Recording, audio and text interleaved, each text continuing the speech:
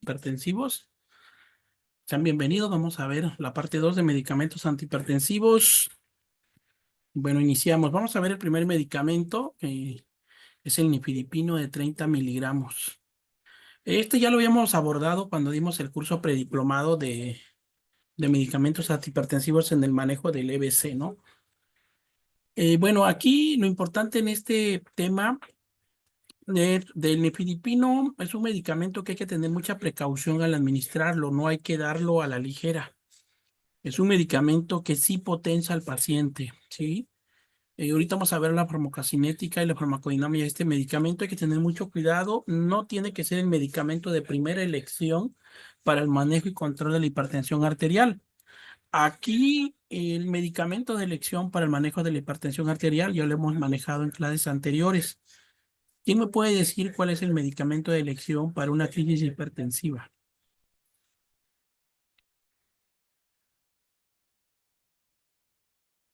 Exacto. Captopril. El captopril de 25 miligramos vía sublingual, ¿no? Ok. Cuando ya no funcione el captopril en este caso, vamos a ocupar el nifedipino, pero sería en caso extremo. La mayoría de los pacientes con crisis hipertensivas con el captopril lo podemos controlar nosotros, ¿ok? El nifedipino se da en aquellos pacientes que sufren de hipertensión arterial severa no controlada, ¿sí? Sobre todo los pacientes renales. En los pacientes con nefropatía es a los que se les va a dar el nifedipino. Pero, por ejemplo, si tú en algún momento tienes un paciente en la consulta y tiene una presión arterial de 140/90 o 150/90 y tú le das nifedipino, ¿qué es lo que va a pasar? Efectivamente, le va a bajar la presión arterial, pero te va a llevar a ese paciente hasta una hipotensión arterial severa. Severa te va a llevar. Entonces, y ahí va a ser difícil porque cuando nosotros tenemos un paciente con hipotensión arterial severa, pues si no la vamos a poder subir así nada más, ahí necesitaríamos nosotros administrarle al paciente aminas, ¿sí? Y uno dice, y esas aminas se administran por vía intravenosa.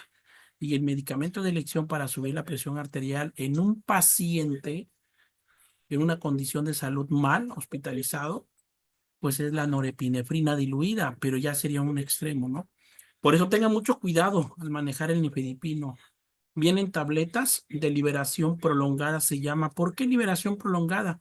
Porque este medicamento se absorbe durante cierto tiempo en el organismo, ¿sí? No es nada más de un solo efecto, sino su efecto es prolongado durante muchas horas, 8, 12 horas o incluso 24 horas, ¿sale?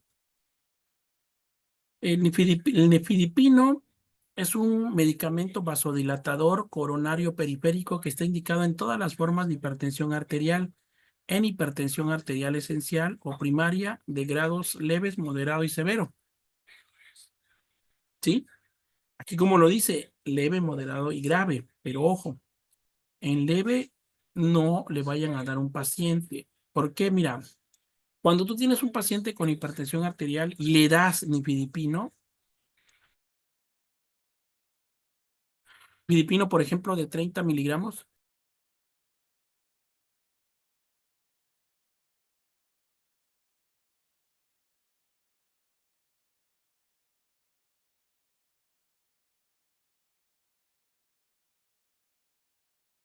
bueno, continuamos, perdón, una disculpa. Y le damos, ejemplo, un paciente con 140/90, yo le doy una tableta de nifedipino de 30 miligramos, ¿qué va a pasar? Le va a provocar al paciente una hipertensión arterial, una hipotensión arterial. Y ahí sí va a estar bien complicado para que nosotros le podamos elevar la presión al paciente. De hecho, los pacientes que les administramos el nifedipino oral y cuando no lo requieren, cuando no es necesario, ¿sabes qué presenta el paciente? Presenta mucho mareo. Refieren mareo, refieren sentirse mal, incluso sienten que la presión se les baja. Esos datos de hipotensión arterial, entonces no hay que darlos en ahí. Solamente se van a indicar en pacientes que realmente ya sea muy, pero muy necesario. ¿Ok? Está indicado también en el tratamiento de la enfermedad arterial coronaria, como cual angina de pecho crónica estable, que es la angina de esfuerzo. Recordemos que la angina de pecho es cuando el paciente presenta un dolor en el pecho crónico, ¿no? Sobre todo cuando hace actividad física, cuando hace un esfuerzo, subir una escalera, ¿sí? El paciente siente esa angina de pecho y ese dolor, ¿no? Sobre todo en eso es donde le vamos a dar el nifedipino a estos pacientes. Una angina variante, ¿sí? Una angina vasospástica y en el tratamiento del síndrome de Raynaud, que es primario y secundario, que igual es una enfermedad, ¿sí? Ocasionada por el mismo a nivel coronario. Entonces ahí en esta parte es donde vamos a dar nifedipino.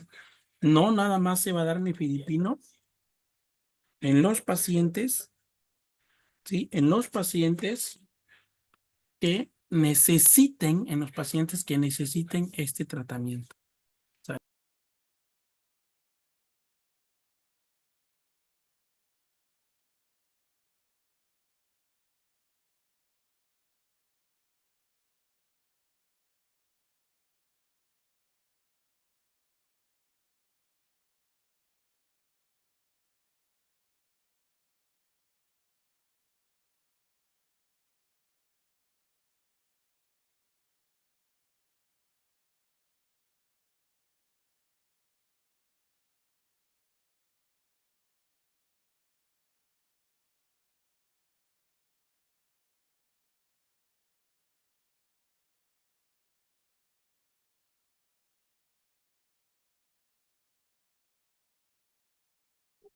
Deme un minutito, por favor, un minutito. Sí, maestro.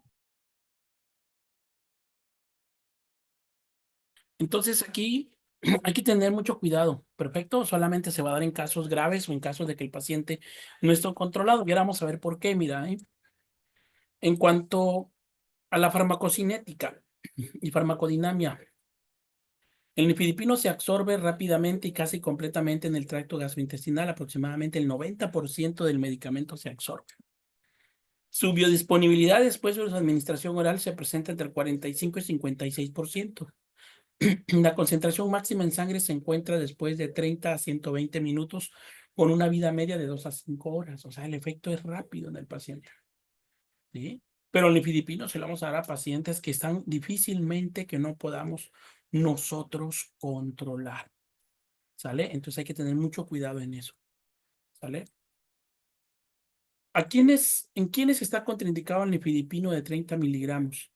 En pacientes con infarto agudo al miocardio, incluyendo las 6 semanas después de este evento, en pacientes con estado de choque, o sea, que tengan una hipovolemia, pérdida hemática, en pacientes con insuficiencia cardíaca congestiva con disminución de la fracción de expulsión, en pacientes con una angina de pecho inestable, una angina postinfarto, una estenosis aórtica grave, una hipersensibilidad a la sustancia activa, o sea, que sean alérgicos al nifedipino, está contraindicado en el embarazo, en la lactancia y en hipotensión severa, desde luego que está indicado.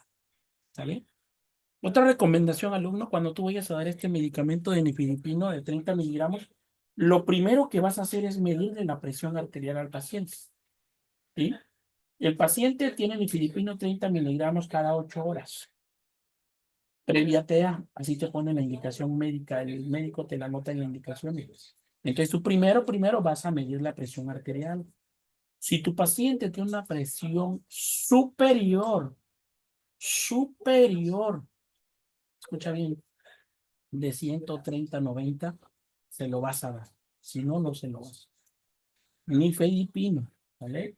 Ejemplo, tú vas y le mides la presión arterial a tu paciente que tiene indicado nifedipino de 30 miligramos y te reporta una presión arterial de 110/70. La pregunta es, ¿le vas a dar el nifedipino al paciente en este momento? ¿Sí o no?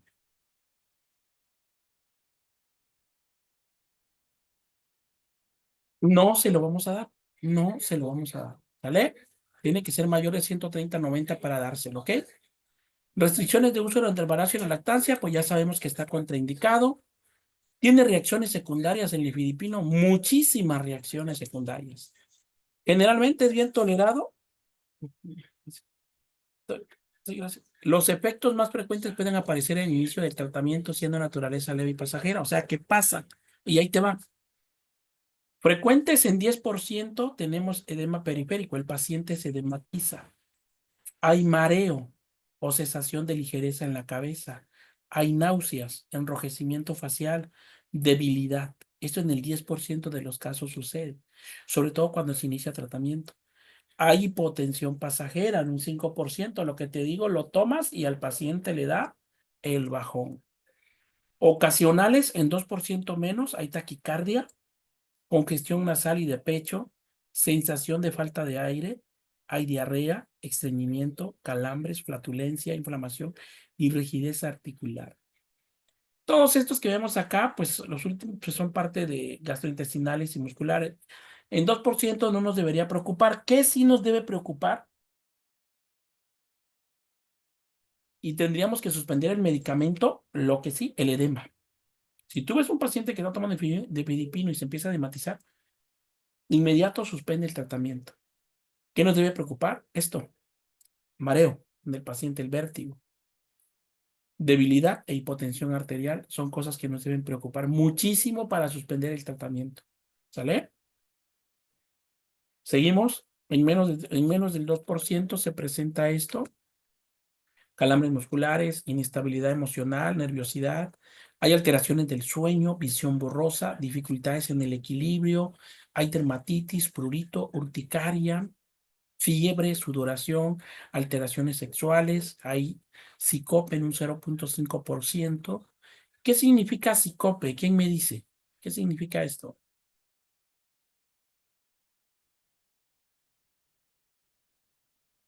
Es desmayo, desmayo, ¿sale? En raras, menos del 0.5%, pues tenemos la trombocitopenia, anemia, leucopenia púrpura, hepatitis alérgica, hiperplasia gingival, depresión, síndrome paranoide, ceguera transitoria, concentraciones máximas y eritromegalalgia y artritis con incremento de anticuerpo mononuclear. Pero eso sería solamente en un menor a 0.5% que se llegan a presentar de los casos, ¿sí? Pero bueno, aquí nosotros lo que tenemos que ver, valorar el riesgo-beneficio de este medicamento en el usuario, ¿sí?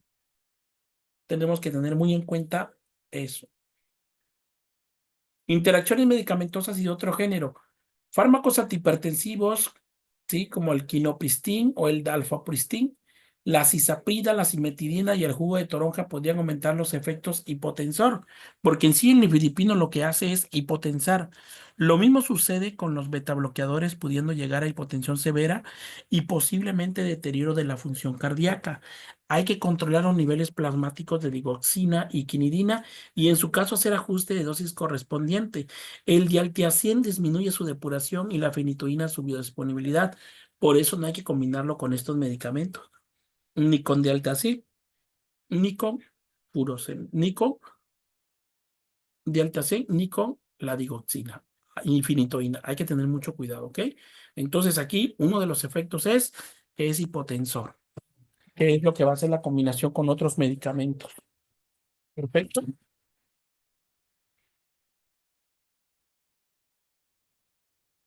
Nayeli Miguel, ¿usted en su práctica diaria ha observado a los pacientes que tomen nifedipino?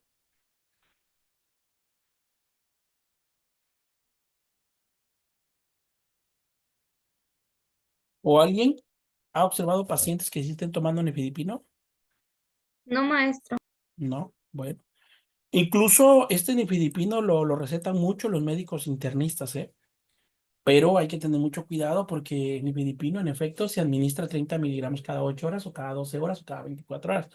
La mayoría de la experiencia que tengo que he visto son cada 8 horas y yo siento que es muchísimo medicamento para un usuario, al menos que el usuario esté descontrolado en su presión arterial, pues sí se va a administrar cada 8 horas, ¿no? Como precauciones generales, el nifedipino debe ser descontinuado en pacientes que experimentan dolor isquémico después de la administración. ¿Cuál es ese dolor isquémico? Pues es el famoso dolor de cabeza, ¿no? Que sientes. Los pacientes diabéticos necesitan ajustar su tratamiento antidiabético cuando reciben nifedipino. En diabetes mellitus, el nifedipino puede modificar la insulina y la respuesta de glucosa. Entonces hay que tener cuidado. El nifedipino sería uno de los últimos medicamentos que le podemos dar a un paciente que no podemos controlar su presión arterial, ¿vale? Pero mientras podamos controlarlo, tenemos mejores medicamentos, ya lo habíamos mencionado, como el telmisartán, ¿no? Con hidroclorotiazida de 80 miligramos. El tratamiento de nifedipino de acción corta puede causar hipotensión grave y taquicardia refleja. Los pacientes dializados con hipertensión maligna deben ser sometidos a monitorización. ¿Qué quiere decir? Lo tenemos que estar supervisando al paciente, revisándole periódicamente la presión arterial para ver si no está presentando una hipotensión arterial en ese momento. Existen algunos fármacos que pueden aumentar la presión arterial y por lo tanto empeorar su enfermedad, como por ejemplo los que se usan para el control del apetito, el asma, el resfriado y la fiebre. Evite su empleo en la medida de lo posible. Entonces no debemos combinar con otros medicamentos si estamos tomando nosotros nifedipino de 30 miligramos. Y aquí está la dosis y vía de administración, pues es oral y el tratamiento debe iniciarse con una tableta de 30 miligramos una vez al día, primero. O sea, una tableta cada 24 horas. Dependiendo de la severidad de la hipertensión arterial y la respuesta del paciente a la dosis, se puede incrementar hasta 60 miligramos cada 24 horas, preferentemente media hora antes del desayuno. ¿Por qué? Para que el medicamento se absorba bien. Los comprimidos deben deglutirse enteros con un poco de líquido, no deben morderse o partirse. ¿Alguien de ustedes ha tratado de triturar o moler una pastilla de nifedipino? ¿Alguien lo ha tratado de hacer?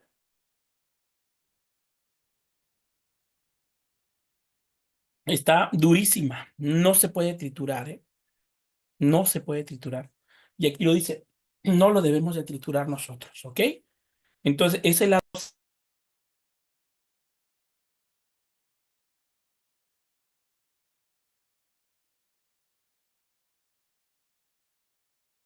la dosis que nos recomienda, sí, la bibliografía. Pero en la experiencia, los médicos internistas indican uno cada 8 horas. Entonces, te digo, es mucho. Lo máximo sería uno cada 12 horas. Lo ideal es uno cada 24 horas. Pero hay que vigilar a los pacientes por el efecto hipotensor que estos pueden ocasionar en el usuario. ¿Ok? Bueno,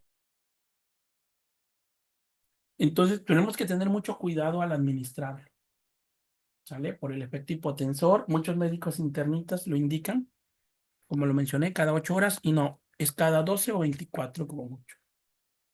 ¿Qué pasa si accidentalmente un adulto mayor o un paciente consume más y llega a presentar una sobreintoxicación? Pues bueno, aquí lo primero que hay que hacer en el paciente, lo primero, en caso de intoxicación severa con nifedipino se observan alteraciones del estado de alerta que pueden llegar a un estado de coma, caída de la presión arterial, taquicardia, bradicardia, trastorno del ritmo cardíaco, hiperglucemia, acidosis metabólica, hipoxia y choque cardiogénico. Bueno, en este caso aquí tenemos nosotros primero que hacer un lavado gástrico, ¿vale? ¿Con qué? Pues con eso vamos a lavar el estómago y sacar el resto de nifedipino que tengamos ahí. Entonces, eso es lo primerito, ¿vale? Y bueno, pasamos al siguiente medicamento. El siguiente medicamento se llama isosorbide. Es la isosorbide de 10 miligramos vía oral. Hay un isosorbide de 5 miligramos, ¿sí? Hay un isosorbide de 5 miligramos, pero ese es muy diferente ese isosorbide, ¿sale? Te voy a explicar por qué. El isosorbide de 5 miligramos se utiliza como el captopril para bajar la presión sublingual. El isosorbide, dinitrato de isosorbida de 5 miligramos se llama el fármaco. Igual a este, pero bueno, ese se aplica por vía sublingual y se ocupa, ¿sabes para qué? Se ocupa para el dolor precordial, ¿sí? Es el dolor del corazón, literalmente hablando. Pacientes que sufren de angina de pecho, en ellos vamos a administrar isosorbide sublingual de 5 miligramos. ¿Y qué función tiene? Bajar la presión arterial, pero también disminuir el dolor en el paciente. Vamos a revisar el isosorbide de 10 miligramos que se toma por vía oral. Vienen tabletas de 10 miligramos. ¿En quién está indicado el isosorbide de 10 miligramos? Está indicado para la profilaxis de dolor cardíaco o isquémico asociado con insuficiencia coronaria, lo que te decía. Puede reducir la frecuencia, duración y severidad de los ataques de angina. La tolerancia al ejercicio puede ser mejorada y la necesidad de nitroglicerina puede ser reducida. La nitroglicerina es un medicamento igual que se utiliza para el corazón, para el dolor cardíaco. Las tabletas orales no están indicadas para el tratamiento de un ataque de una angina. Las tabletas sublinguales están indicadas para el tratamiento de la angina de pecho y profilaxis en situaciones capaces de provocar un ataque de angina, por ejemplo, un estrés físico o emocional. Y es ahí cuando vamos a dar la de 5 miligramos que viene en forma sublingual. ¿Ok? Las cápsulas de liberación prolongada isosorbida están indicadas para la profilaxis sostenida contra los ataques de angina de pecho, incluyendo la presentación nocturna. Isosorbide no está indicado para el tratamiento de un ataque de angina. En insuficiencia cardíaca congestiva también, ¿sí? Es donde lo vamos a usar. Insuficiencia cardíaca congestiva aguda y crónica es donde vamos a utilizar el isosorbide. Pero nos ayuda a bajar la presión arterial también, sí tiene ese efecto que ayuda a bajar la presión arterial, ¿sale? Pero en sí se utiliza más para la angina de pecho. ¿Cuáles son las contraindicaciones? Pues que el paciente sea alérgico al medicamento. La primerita, ¿no? También está contraindicado en pacientes con que estén bajo tratamiento de el sildenafil, que es el famosísimo Viagra. Sí, el sildenafil es esa tabletita que le llaman los pacientes la tabletita azul. Y esa tabletita, cuando un paciente está tomando Viagra, ¿sí? Y tú le das de lisosorbida 10 miligramos, está contraindicado. ¿Por qué? Porque lo que va a pasar va a llevar al paciente a una hipotensión arterial extrema, ¿sí? Extrema, e incluso el paciente puede perder la vida, ¿sale? Entonces, pacientes que tomen Viagra, mejor no hay que darle nada, nada de isosorbide de 10 miligramos y buscar otra alternativa con otro fármaco.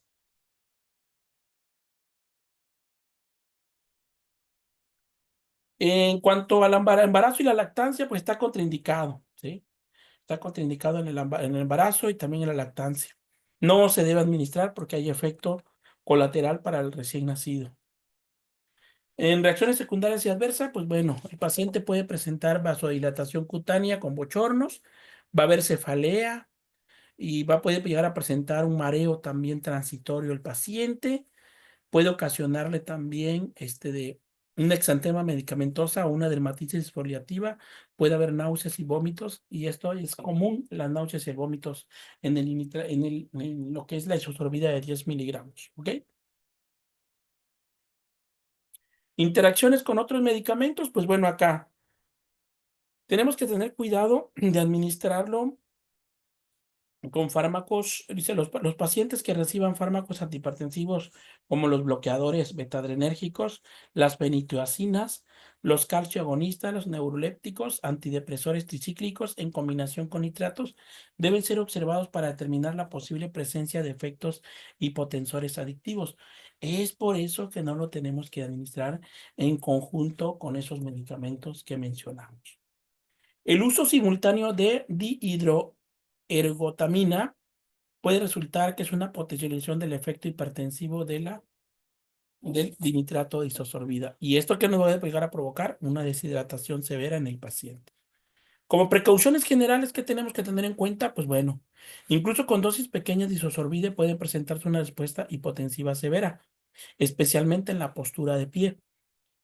La hipotensión inducida por los nitratos puede acompañarse de bradicardia paradójica o intensificación de la angina de pecho. ¿Esto qué quiere decir? Que si el paciente nosotros observamos que hay una hipotensión arterial en él, pero más sin embargo se está presentando una bradicardia, en ese momento tenemos que suspender inmediatamente el tratamiento. ¿Vale? El fármaco debe emplearse con precaución en sujetos que puedan tener hipovolemia inducida por el tratamiento con diuréticos en sujetos que tengan tensión arterial sistólica baja. Entonces aquí lo que se debe de cuidar con este fármaco de nitrato de isosorbida, pues que el paciente vaya a caer en una hipovolemia, o sea, una deshidratación.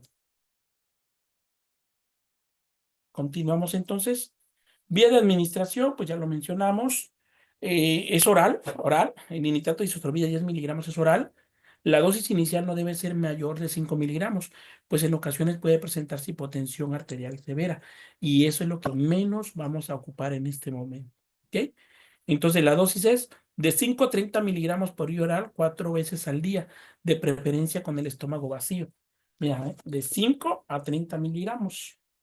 Estamos diciendo que lo vamos a administrar cada 6 horas, ¿sí? Pero como lo mencionamos, es en el caso de la angina de pecho, ¿sale? Y que ocasiona una insuficiencia cardíaca congestiva. Entonces, sí, lo vamos a dar cada 6 horas, ¿sale? O cada 8 horas o cada 12 horas, como lo indique. Para tener un efecto terapéutico completo, es importante que la dosis de la presentación sublingual y oral sean individualizadas de acuerdo con las necesidades, la respuesta clínica y el monitoreo hemodinámico de cada paciente. Y pues eso es muy importante, ¿no? Sobre todo para tener ya especificadas las indicaciones para la administración de este fármaco.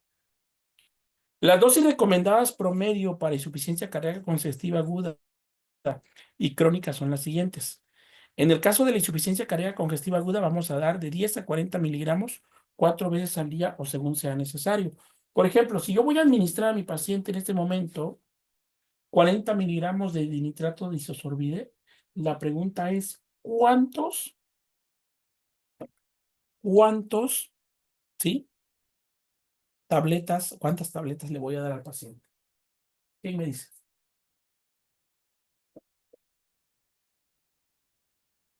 ¿Cómo dijo maestro? Perdón, no. 4 tabletas Ah, de que son de 10 miligramos cada 4, una. exactamente, porque la presentación es 10 miligramos.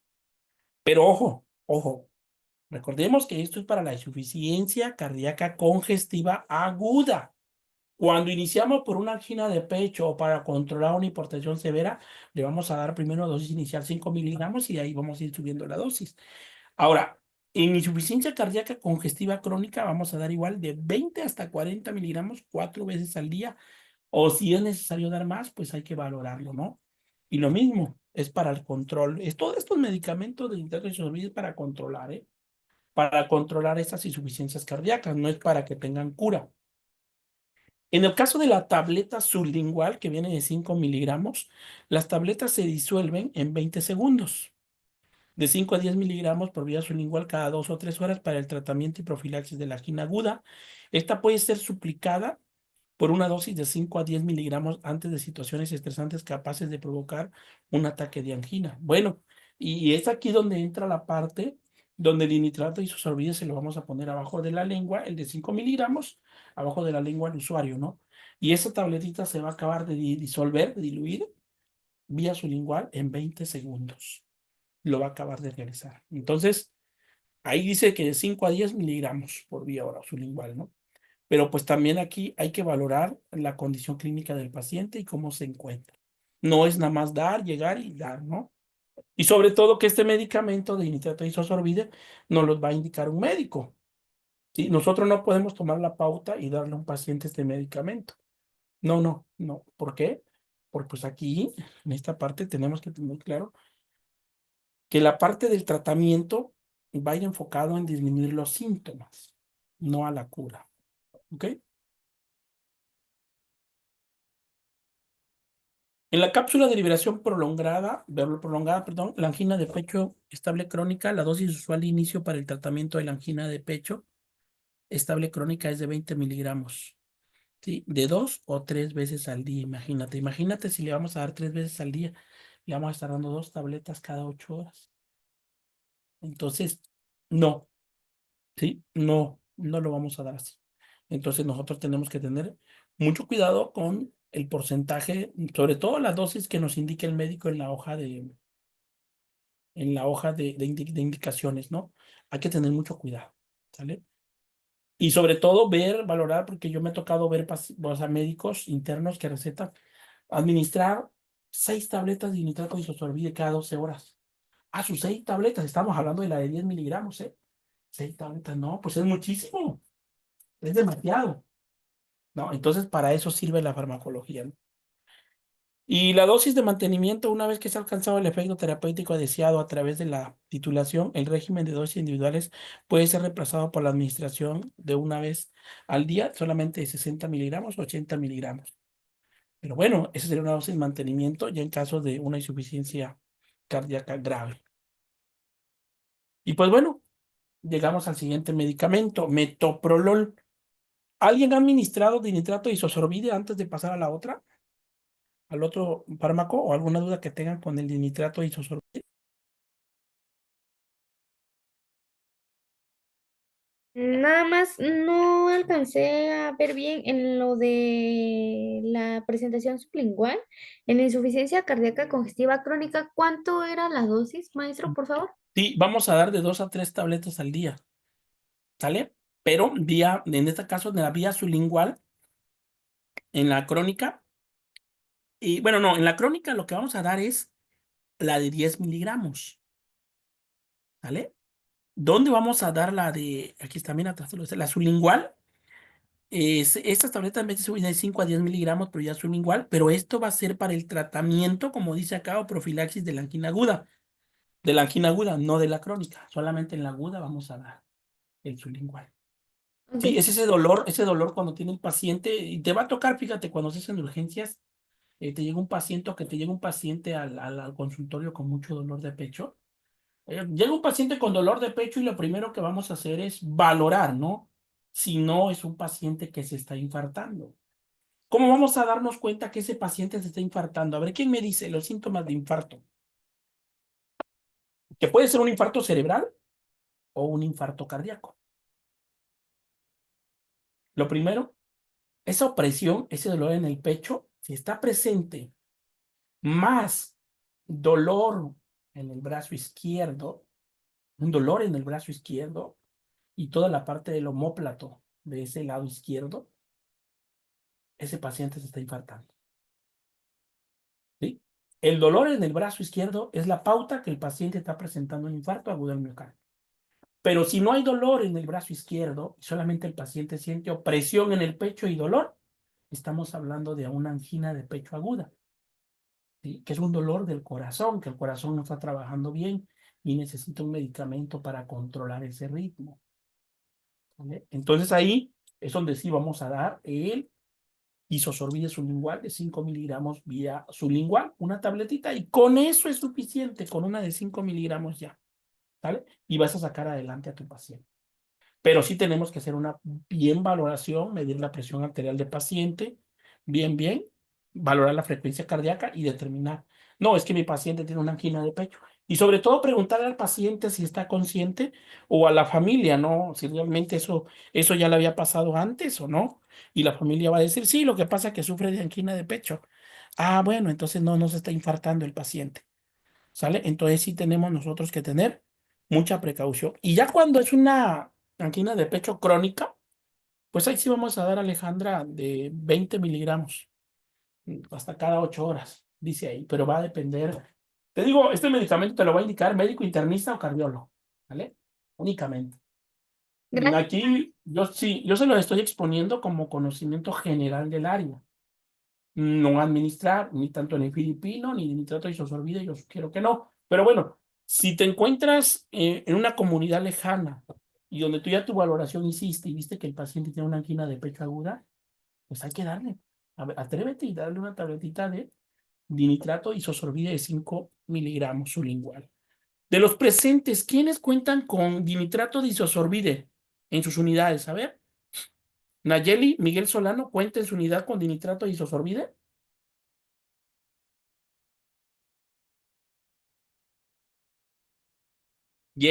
Jennifer, ¿cuentan en su unidad? Alejandra, en la clínica No, maestro. no hay, ¿me has visto? No, Lisbeth Patiño, ¿dónde hiciste su servicio social? Sí, sí, había. Que había. ¿Fue un segundo nivel de atención o primer nivel? Primer nivel de atención. Bueno, sí. Mira, por lo regular este medicamento, dice Jenny que no, por lo regular este medicamento de nitrato de isosorbide se caduca muy rápido, porque casi no se usa, ¿no? ¿Vale? Pero sí debes de tener al menos una cajita ahí, por cualquier emergencia. Y acuérdate que a veces no hay médico y tú tienes tienes la facultad a partir del año 2018 de recetar un medicamento a un paciente Claro, desde luego con mucha responsabilidad, ¿no? Que conlleva y tiene la facultad de hacerlo siempre y cuando no haya un médico en la unidad y un paciente que lo requiera, pues tú lo puedes recetar, pero para eso también tienes que saber los pros y los contras de esta administración, ¿ok? Y pues bueno, llegamos al siguiente medicamento. El metoprolol entra en una clasificación de medicamentos que se llaman beta bloqueadores. Así se llaman beta bloqueadores. Mira, este es un Sí, medicamento muy bueno para controlar la presión arterial. Es muy bueno el metoprolol, ¿vale? Sobre todo en pacientes que sufren de taquicardia. O sea, que la hipertensión arterial le provoca taquicardia. Déjame decirte que la hipertensión arterial es una enfermedad multifacética. ¿Qué quiere decir multifacética? Que se presenta de diversas maneras. Mira, si tú en algún momento en la vida llegas a sufrir de hipertensión arterial o un familiar tuyo, de verdad, dale gracias a Dios que te da síntomas cuando tu presión arterial está elevada, cuando hay una hipertensión arterial. Ya habíamos mencionado en clases anteriores que la hipertensión arterial se le conoce como el asesino silencioso, porque no te da síntomas. Entonces, es multifacética la hipertensión arterial porque te cuento, hay pacientes que cuando presentan una hipertensión arterial sistémica, lo único que presentan es el siguiente: solamente tienen cefalea, pero es una cefalea frontal o occipital. O sea, en hueso frontal o en hueso occipital. Sabemos que el dolor a nivel occipital del cráneo es hipertensión arterial, occipital, en la parte de atrás. Si es una cefalea frontal, también puede ser una hipertensión arterial, sí. Y hay pacientes que tú dices, tengo dolor de cabeza, tengo cefalea, mídele la presión en automático y vas a ver 140/90. Ah, oye, tienes elevada tu presión arterial. Y pues hay que darle un medicamento, ¿no? Y hay pacientes que únicamente cuando tienen hipertensión arterial, ¿sabes qué presentan? Inquietud, inquietud, inquietud y taquicardia. Únicamente se sienten agitados y sienten que el corazón se les va a salir. Y alguien dirá, ah, no, es que ese paciente se está infartando. No, no, no, no, no se está infartando. Tiene una hipertensión arterial. ¿Por qué hay taquicardia en hipertensión arterial? A ver, ¿por qué hay taquicardia, alumno? ¿Quién me dice la fisiología del corazón? ¿Por qué hay taquicardia en una hipertensión arterial? Exacto, porque las arterias están estrechadas. Las arterias, la principal aorta, está estrechada. Entonces, ¿qué hace el corazón? Tiene que trabajar con más velocidad para poder transportar el volumen circulante, que es la sangre a todos los tejidos del cuerpo. Porque si no le llega sangre a todos los tejidos del cuerpo, esos tejidos van a pasar a ser tejidos isquémicos. ¿Qué significa? Muerte de un órgano. ¿Vale? Entonces, hay pacientes que presentan así nada más, pero hay pacientes que presentan una angina de pecho, o sea, un dolor en el pecho, ¿sí? Una opresión en el pecho, un dolor, un dolor, un dolor, y eso es un síntoma de hipertensión arterial. Pero claro, los signos de un infarto agudo del miocardio, lo primerito, alumno, es dolor en el pecho opresivo, tipo opresivo, que te oprime. Haz de cuenta, lo dice el libro de Harrison de Medicina Interna, dice que sientes como un guante, como un golpe de box ahí, que te está un puño golpeando. Ese es tipo opresivo. Y el siguiente síntoma de alarma es, alumno, dolor en el brazo izquierdo, pero un dolor punzante, quemante, ¿sí? Y lo demás, la diaforesis, dificultad para respirar, lo que es la disnea, vas a tener náuseas, vómito, incluso vas a vomitar. Síntomas de que el paciente se está infartando. Pero tienen que estar todos esos. Si solamente es un dolor precordial, un dolor en el pecho, pues hay que valorar y hay que ver al paciente y medir, y ¿sabes qué es lo que tiene? Solamente tiene una crisis hipertensiva y hay que dar un medicamento. ¿En dónde se usa el metoprolol? En esos casos, cuando el paciente tiene taquicardia e hipertensión arterial, ¿sí? Que su ritmo cardíaco está muy elevado, es cuando entra el metoprolol. El metoprolol es un excelente fármaco para controlar la presión arterial, pero es muy noble, ¿sí? ¿Qué quiere decir? Que es un medicamento que en casos de emergencia hipertensiva no funciona.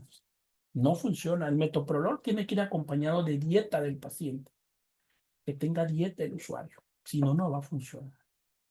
Pero sobre todo en pacientes que sufran de arritmia cardíaca, ¿ok?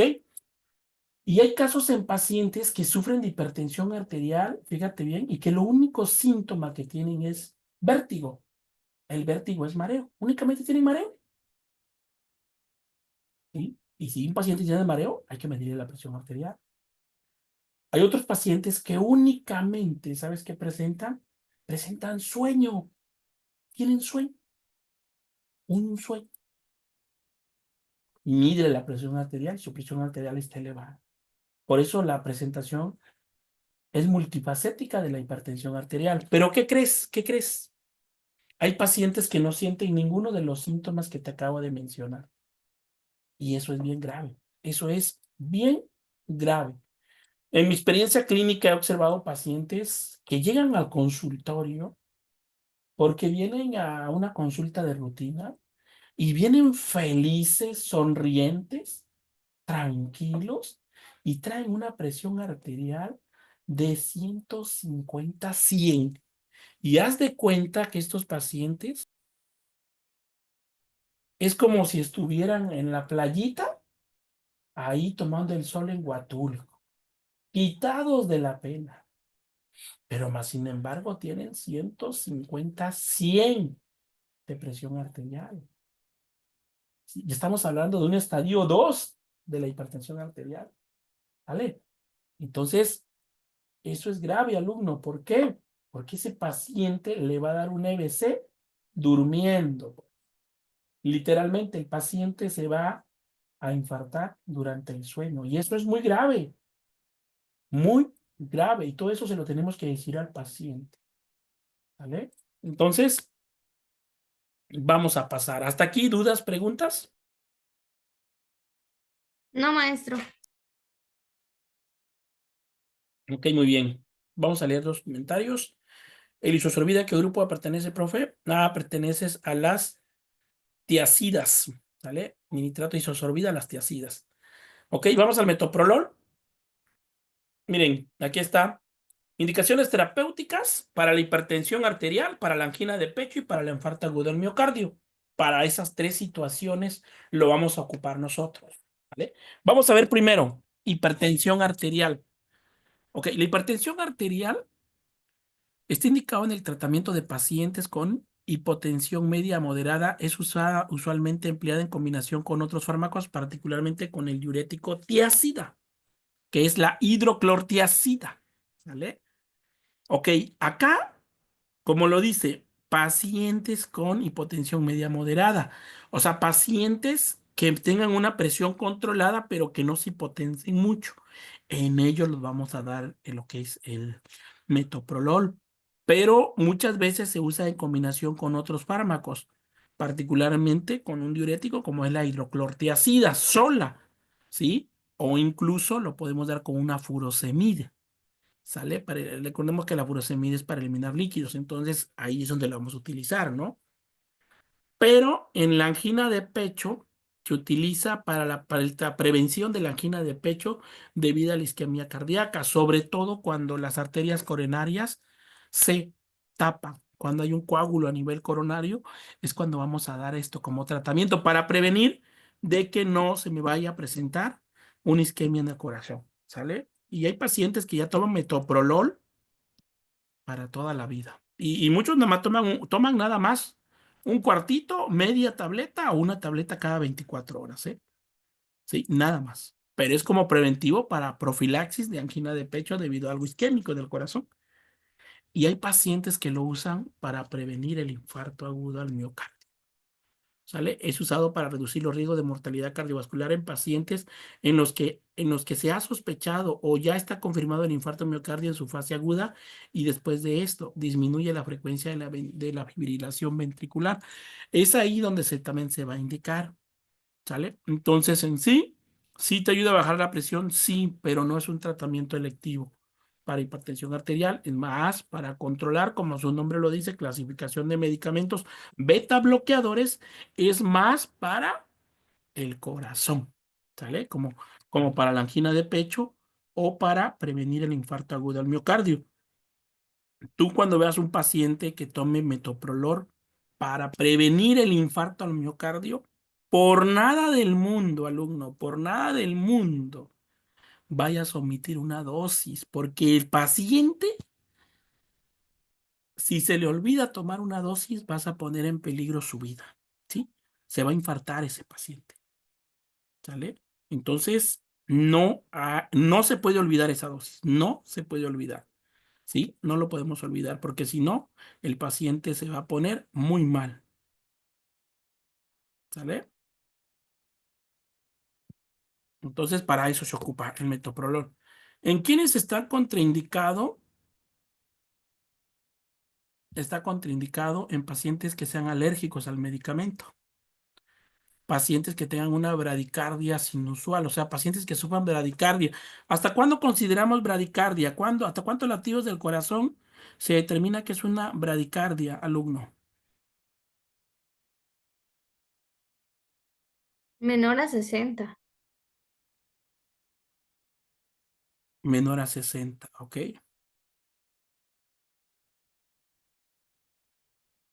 Hay una corrección para Lisbeth. La ilinitrato de isosorbida pertenece a los medicamentos vasodilatadores, de Lisbeth, a ese grupo de medicamentos, ¿sale? Vasodilatadores, no es de los tiacídicos, ¿vale? Bueno, bradicardia, el manualito dice, los libros dicen que es menor de 50 latidos por minuto. Bradicardia. Pero ojo, el riesgo de padecer una bradicardia, cuando el paciente ya entra en una zona de alarma, va a ser menor de 60. O sea, entre 50 y 59, ese paciente está en una zona de riesgo de presentar bradicardia. Entonces, desde ahí ya tenemos que estar vigilando ese paciente. Entonces, está contraindicada en pacientes que tengan bradicardia inusual. Ok, de los que están presentes aquí, hay pacientes que tienen bradicardia inusual y es normal para ellos. ¿Quién de aquí tiene algún amigo que se dedica a, que se dedica a hacer mucho ejercicio, que es deportista? ¿Alguien de aquí tiene un amigo deportista que se la vive en el gym? El hermano de una de mis compañeras. Bueno, haz la prueba.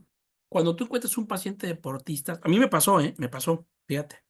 Esto ocurrió ya por el año 2012, cuando yo recién egresé de la carrera, ¿eh? Llevamos al hospital, recibes a tus pacientes y ya sabes que la primera actividad, medición de signos vitales, ¿no? Entonces me tocó un paciente pues que iba al gimnasio, hacía mucho deporte. De hecho, los chicos que van al gimnasio pues consumen mucha proteína, ¿no? Toman sus proteínas, sus vitaminas, sus botes y todo eso, ¿no?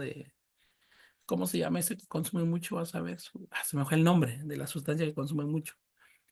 Y yo le medí la frecuencia cardíaca al chavo, al muchacho, un joven, tenía 45. Yo me espanté, de verdad que me espanté.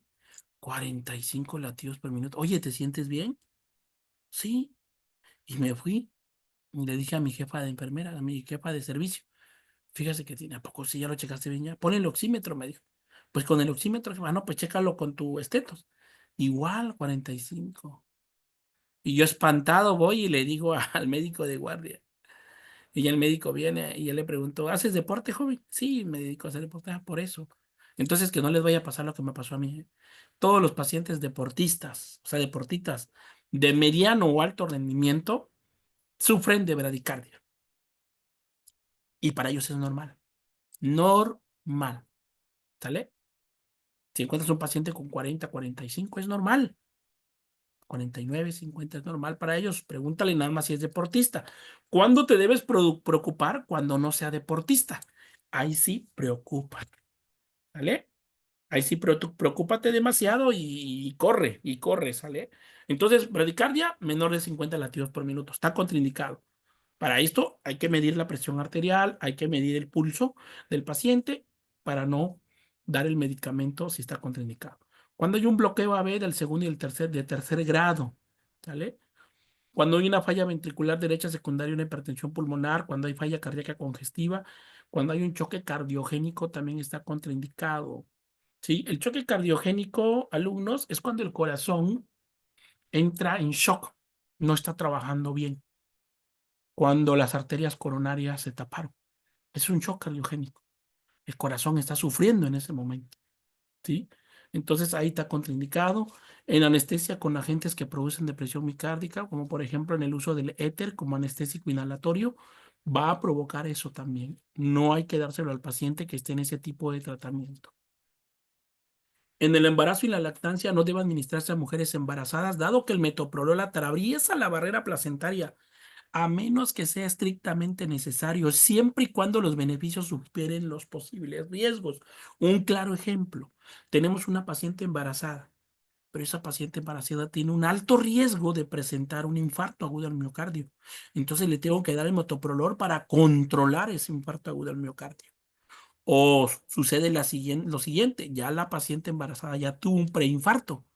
Entonces yo necesito mantenerla con metoprolol para que no me presente otro infarto y se pueda salvar.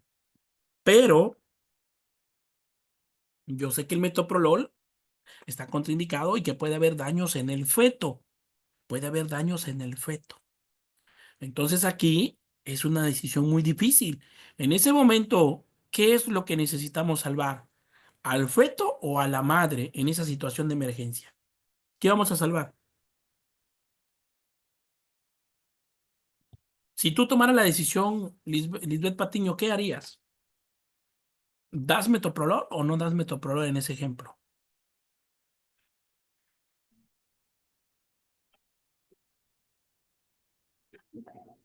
Pues, tal vez sí, o sea, si tiene una crisis hipertensiva. Para prevenir un infarto se lo tenemos que dar. Es muy egoísta, fíjate que es muy egoísta, ¿no? Decir, no, pues yo quiero salvar a la mamá y que se muera el producto, ¿no? O el producto sabemos que va a tener un daño colateral. Pero sí, en ese momento sería salvar a la mamá. Porque si no lo hacemos, si fallece la mamá, ¿qué pasa con el feto?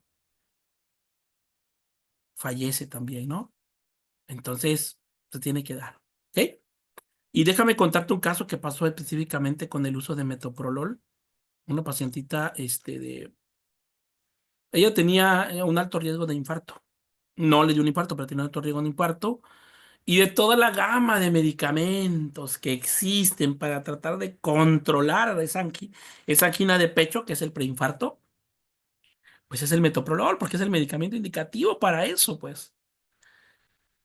Y pues el médico, el ginecólogo, se la tuvo que jugar en conjunto con medicina interna, porque cuando pasa esto se hace una interconsulta a medicina interna y el médico internista baja y valora el riesgo-beneficio y pues se le indicó a la paciente el metoprolol.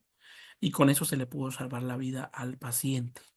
Se salvó la mujer embarazada, el feto no falleció para nada, pero cuando el producto nace, ¿qué crees?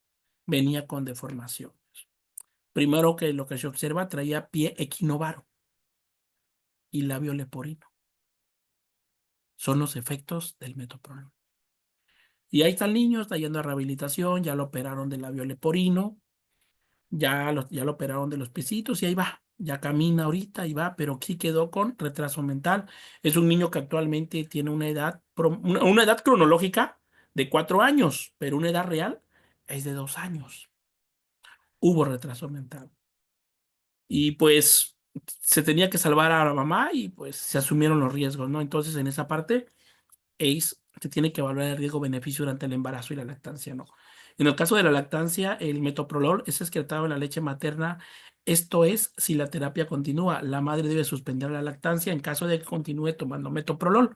Pero recuerda que el metoprolol no se puede suspender en la paciente.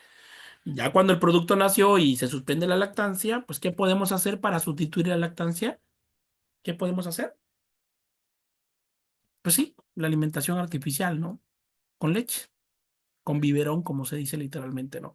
Pero bueno, ahí ya sería tomar la decisión la familia. Y pues bueno, en cuanto a las reacciones secundarias del uso de metoprolol y adversa, las más comunes que se reportaron es cansancio, mareo, síntomas gastrointestinales y trastorno del sueño. La reacción adversa más severa fue insuficiencia cardíaca congestiva y un broncoespasmo, que es lo que presentan los pacientes. Otro efecto encontrado fueron Efectos secundarios de la disminución del rendimiento cardíaco, los cuales incluyen desmayo, vértigo, mareos, hipotensión postural, bradicardia severa, palpitaciones, dolor torácico, extremidades frías, fenómeno de Raynaud, un vasoespasmo periférico igual. Y en el sistema nervioso central también hubo reacciones, ¿no?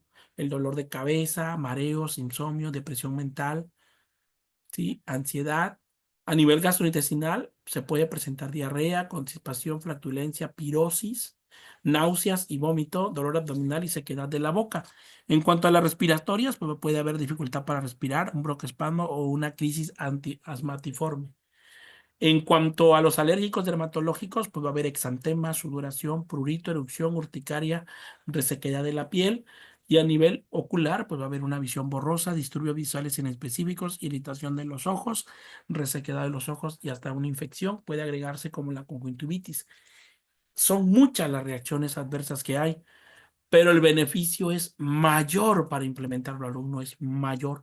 Y se tiene que dar el beneficio al riesgo. Lo tenemos que valorar así. Interacciones con otros medicamentos y de otro género, la administración al mismo tiempo con cimetidina, que es un medicamento parecido a la ranitidina, que es para protector gástrico, y el metoprolol han reportado que incrementa significativamente los niveles plasmáticos de metoprolol.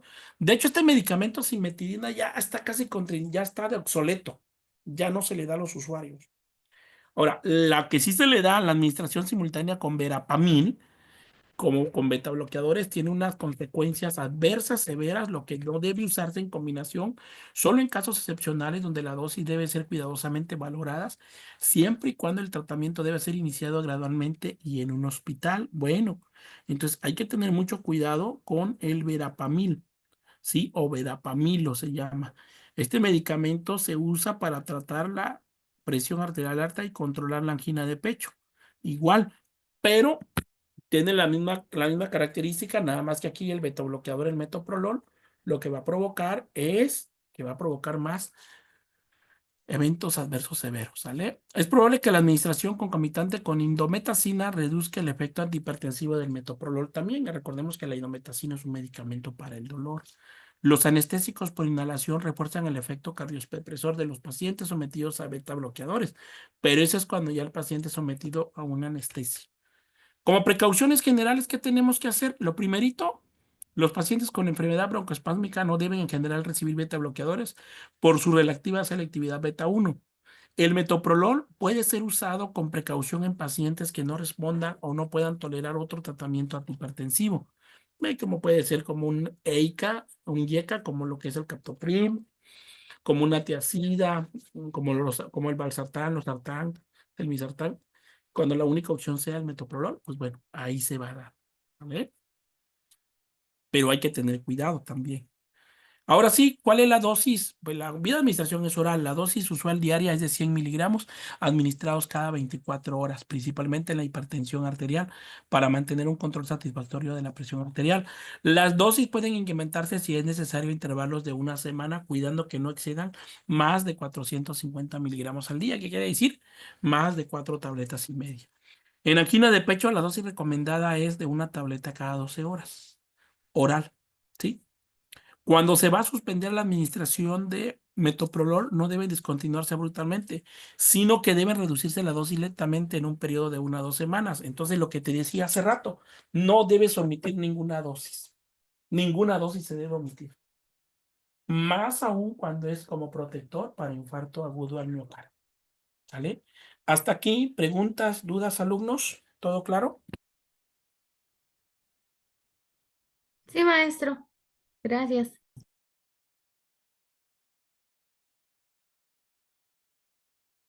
Bueno, continuamos. ¿Qué pasa si hay una sobreintoxicación? Mira, hoy en día los adultos mayores viven solos y tú sabes que el adulto mayor ya tiene problemas visuales y el adulto mayor tiene polifarmacia. ¿Qué es la polifarmacia? El consumo de más de 3 medicamentos. Y en el adulto mayor la polifarmacia es muy común. Entonces sucede que el paciente adulto mayor, como ya tiene deterioro cognitivo, ¿sí? Ya tiene una demencia senil, pues se está olvidando de las cosas el paciente. Y muchos pacientes ya no recuerdan si ya se tomó su pastilla o no se lo ha tomado. Y muchos dicen, no, es que no me la he tomado. Y se vuelven a tomar otra dosis cuando ya se la tomaron. Y ahí estamos hablando de una ingesta accidental. Entonces aquí es muy importante que tú, si tienes un adulto mayor en casa o conoces a alguien o en la consulta, hoy en día venden unos pastilleros especiales, sí, pastilleros, que vienen membretados lunes, martes, miércoles, jueves y viernes. Entonces tú como enfermera, ¿qué es la sugerencia que te hago? Que si ves un paciente que consume metoprolol o cualquier antihipertensivo, que tenga la amabilidad de ponerle sus pastillas por cada día de la semana, ¿sí? Y sobre todo, hablemos un claro ejemplo, no vamos a hablar del termisartán de 80 miligramos con hidroclorotiazida. La mayoría de los pacientes toma 2 tabletas al día, ¿sí? Una tableta cada 12 horas, la mayoría, ¿sí? Entonces, ¿qué vamos a hacer acá? Por cada día de la semana pone 2 tabletas en cada casillero de lunes, martes, miércoles, jueves, viernes y sábado. Así que el paciente en la mañana, si lo toma 8 de la mañana, 8 de la noche, ¿no? Pero se acuerda que a las 10 de la mañana dice, no he tomado mi pastilla. Va a abrir su pastillero y se va a dar cuenta que las 2 pastillas están ahí, las 2 tabletas. Entonces, ¿qué quiere decir? Que en efecto no se lo ha tomado todavía. Lo agarra y que lo tome. Pero resulta que como tiene el pastillero y dice, no me la he tomado, yo creo que no. Abre su pastillero y ¿qué crees? Solamente hay una tableta. Entonces el paciente ya se tomó su medicamento. Y con eso vamos a evitar esto, una ingesta accidental de medicamento. Entonces todos los adultos mayores deberían tener así para sus medicamentos, para que no tuvieran un accidente. Y bueno, ¿qué es lo que pasa cuando hay ahora sí una sobredosificación? Los síntomas más comunes esperados sobre la sobredosis de los agentes betabloqueadores, pues es una bradicardia, una insuficiencia cardíaca congestiva, una hipotensión arterial, un broncoespasmo e incluso hipoglucemia llegan a presentar los pacientes. Si ocurre una sobredosis, la terapia con metoprolol debe ser suspendida y el paciente debe observarse muy estrechamente.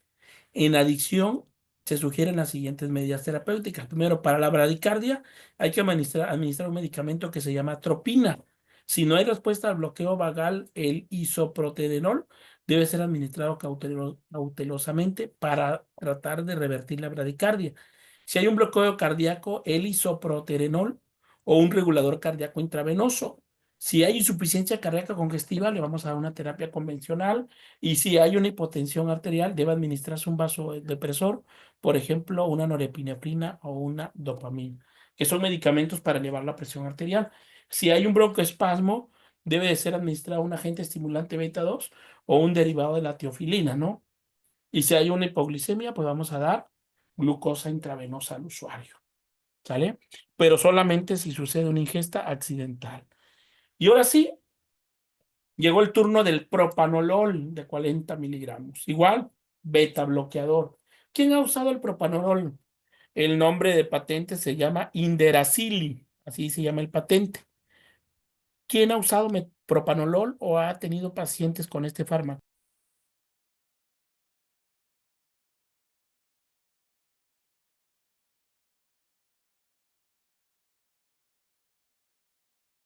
Bien, el propanolol viene en presentaciones de tabletas de 80 miligramos, de 40 miligramos y de 10 miligramos. ¿Para qué sirve? ¿Para qué se utiliza? Primerito, está indicado para el control de la hipertensión arterial, para el manejo de la angina de pecho, para la profilaxis a largo plazo después de la recuperación de infarto agudo al miocardio, preventivo, para no presentar otro infarto, control de arritmias cardíacas, profilaxis de la migraña también, manejo del tremor esencial. Aquí es manejo del temor, es temor esencial, ¿eh? Control de la ansiedad y de la taquicardia por ansiedad. Sobre todo en la parte del temor esencial es cuando ya hay pacientes que tienen un síndrome ansioso depresivo, ¿sí? Que todo el tiempo están ansiosos, que piensan que les va a pasar algo malo, ¿vale? Profilaxis de la hemorragia gastrointestinal alta en pacientes con hipertensión portal y varices esofágicas. Manejo auxiliar de la tirotoxicosis y la crisis toritóxica. Igual, manejo de la cardiopatía hipertrófica obstructiva y de la tetralogía de Fallot.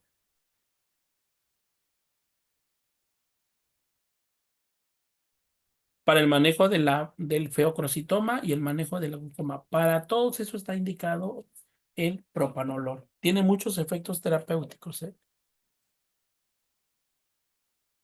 ¿En qué está contraindicado?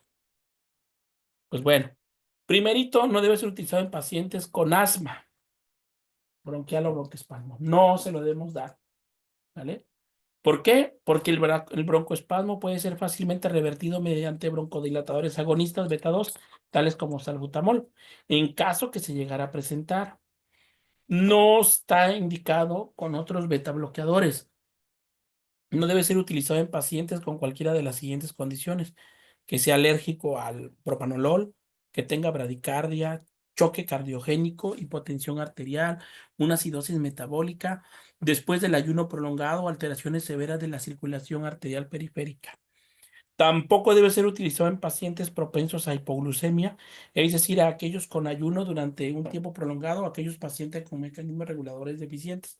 No lo debemos administrar también. ¿Sale? El propanolol. En el embarazo y la lactancia, pues está contraindicado igual. Aquí sí está contraindicado en ambos. Y aquí también, perdón, se tiene que valorar el uso. O sea, si es necesario, pues lo vamos a dar. Y si no es necesario, pues no. Se tiene que valorar el riesgo-beneficio, ¿sale? Y reacciones secundarias y adversas, pues usualmente bien tolerado, pero hay estudios clínicos de las posibles reacciones adversas que se han reportado y están acá. Por ejemplo, las más comunes, generales, pues hay fatiga. Cardiovasculares, hay bradicardia. Hay extremidades frías, el fenómeno de Raynaud.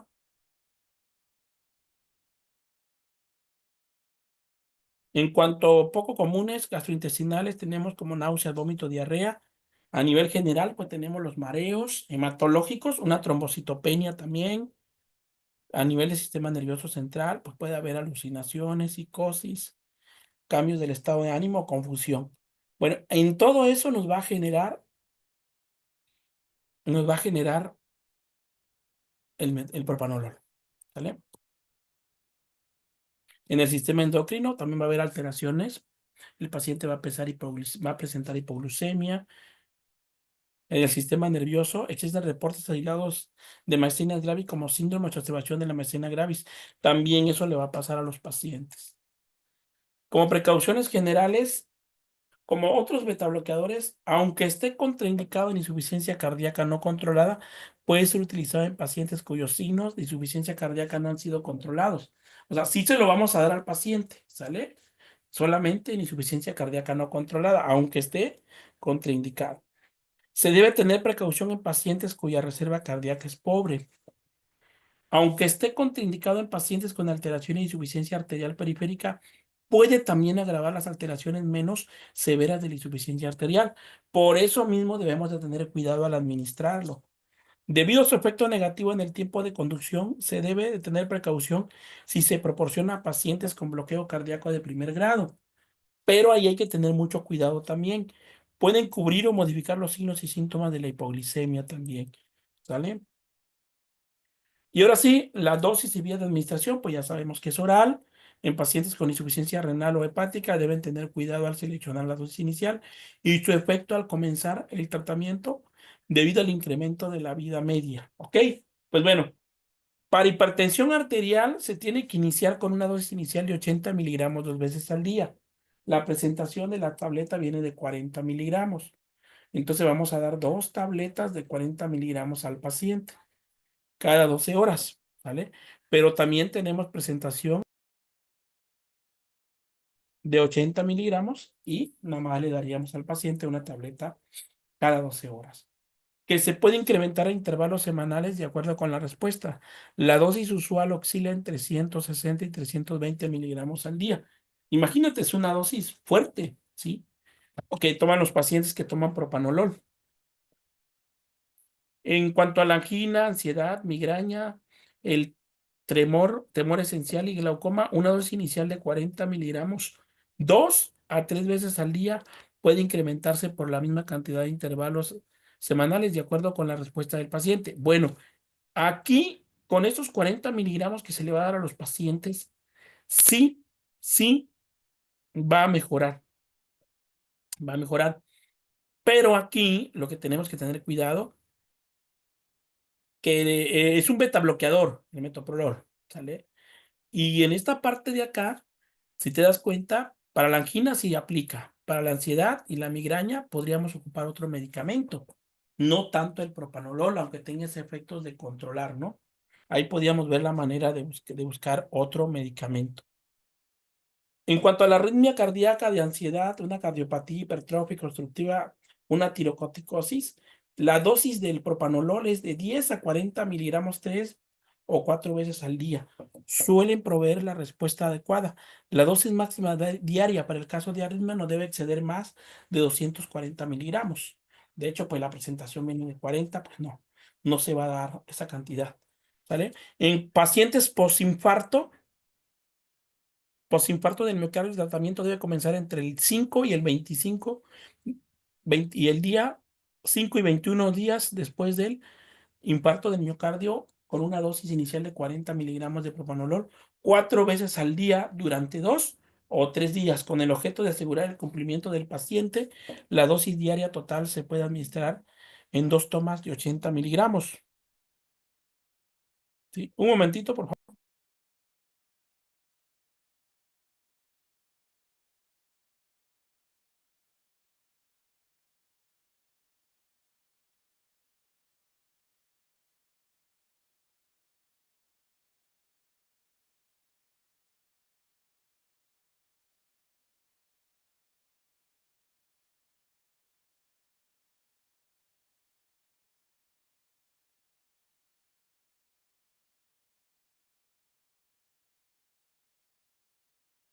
Bueno, continuamos. En esta enfermedad como la hipertensión portal con varices esofágicas, con la dosis administrada se debe lograr reducir la frecuencia cardíaca en reposo de 25%. La dosis inicial debemos de ser de 40 miligramos 2 veces al día, incrementando hasta 80 miligramos 2 veces al día, dependiendo de la respuesta al tratamiento del paciente. ¿Sale? En el caso de la enfermedad, el feocromocitoma debe ser utilizado solo en presencia de un bloqueador alfa efectivo. Sí, de hecho, en esta enfermedad del feocrocitoma, eh, ¿por qué se da el propanolol? Porque sí tiene un efecto terapéutico bueno, sí, bueno. Este, el feocromocitoma, es prácticamente es un tumor que se secreta en las hormonas y que se pueden producir en las glándulas suprarrenales. Como es a nivel renal, es ahí donde hace el efecto terapéutico, el propanolol. En el preoperatorio se recomiendan 60 miligramos por día durante 3 días, si es que ese paciente se va a tomar propanolol. En pacientes con edad avanzada debemos de tener cuidado. La evidencia de que existe relacionado niveles sanguíneos y edad es conflictiva con relación a la edad avanzada. La dosis óptima se determinará individualmente de acuerdo con la respuesta clínica. En adultos mayores, muchas veces la dosis no es la misma que se le puede dar a un adulto joven, entonces hay que tener cuidado. En el caso de los niños, la dosificación será determinada individualmente y la siguiente sugerencia es solo como una guía en los niños. Y aquí tenemos, por ejemplo, en arritmias, en una feocrocitoma, vamos a dar de 0,25 a 0,5 miligramos por kilo de peso de 3 a 4 veces al día diariamente o como se requiera. En el caso de la migraña, en niños menores de 12 años de edad, vamos a dar 20 miligramos de 2 a 3 veces al día. En mayores de 12 años de edad, vamos a dar una dosis para adulto. ¿Sale? En la tetralogía de Fallot, la utilidad del propanolol está relacionada con la reducción del cortocircuito del flujo ventricular derecho. Es también útil para el tratamiento de las arritmias asociadas y a la angina de esta enfermedad. Esta enfermedad, la tetralogía de Fallot, es una enfermedad, bueno, es una afección poco frecuente ocasionada por una combinación de 4 defectos cardíacos presentes. Esto es una enfermedad que incluye problemas, ¿sí? Problemas en los ventrículos del corazón. Por eso lo dice falla, de Fallot, ¿sí? Entonces, ahí se va a tener que dar. Y en este caso vamos a dar hasta 1 mg/kg de 3 a 4 veces al día, según como lo necesite el paciente. Y pues bueno, eso sería todo con parte de la parte que nos faltaba de ver de medicamentos antihipertensivos, alumnos. ¿Sí? No sé si tengan alguna pregunta, alguna duda, algún comentario, algo que agregar.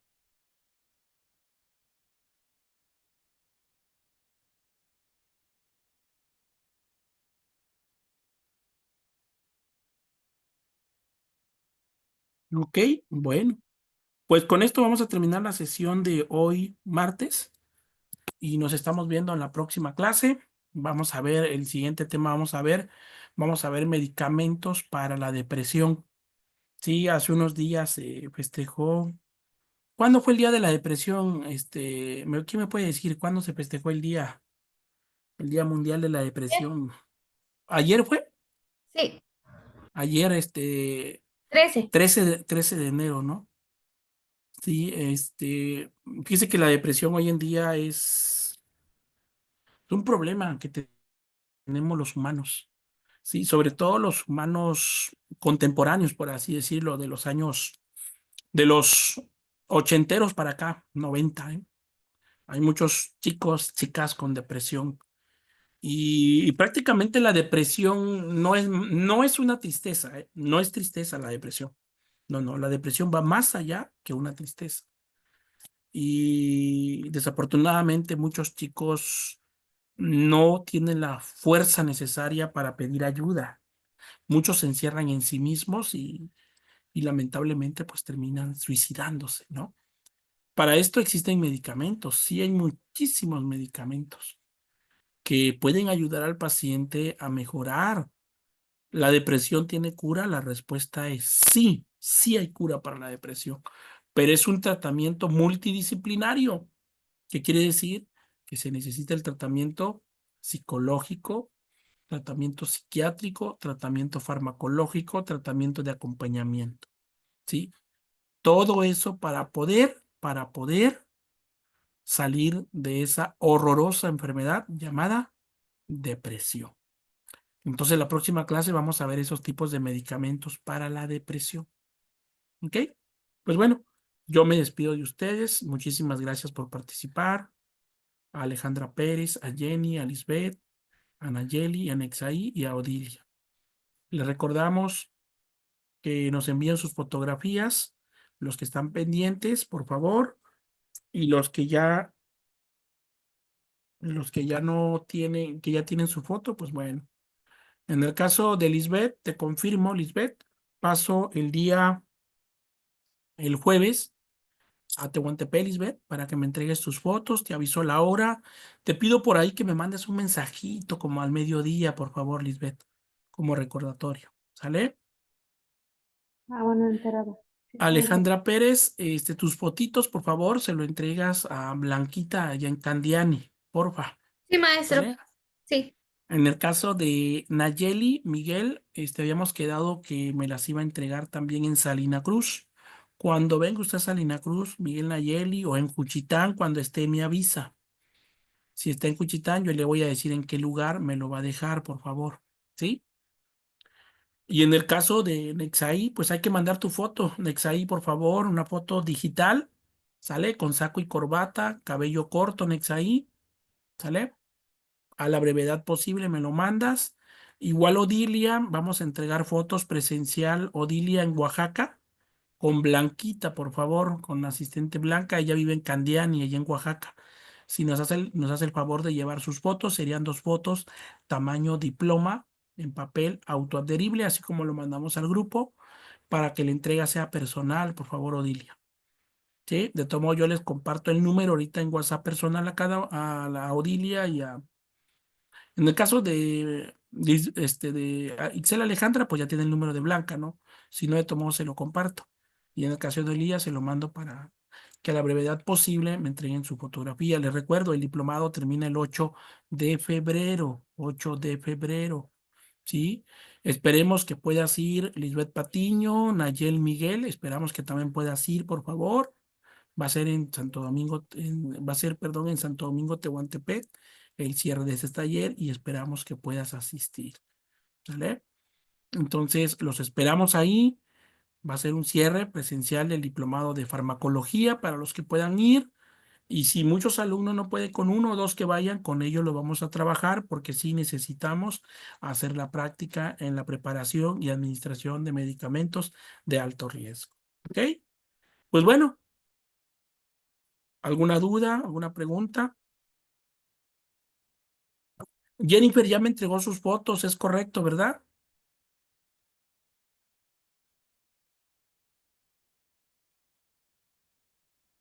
A ver, tenemos mensajes.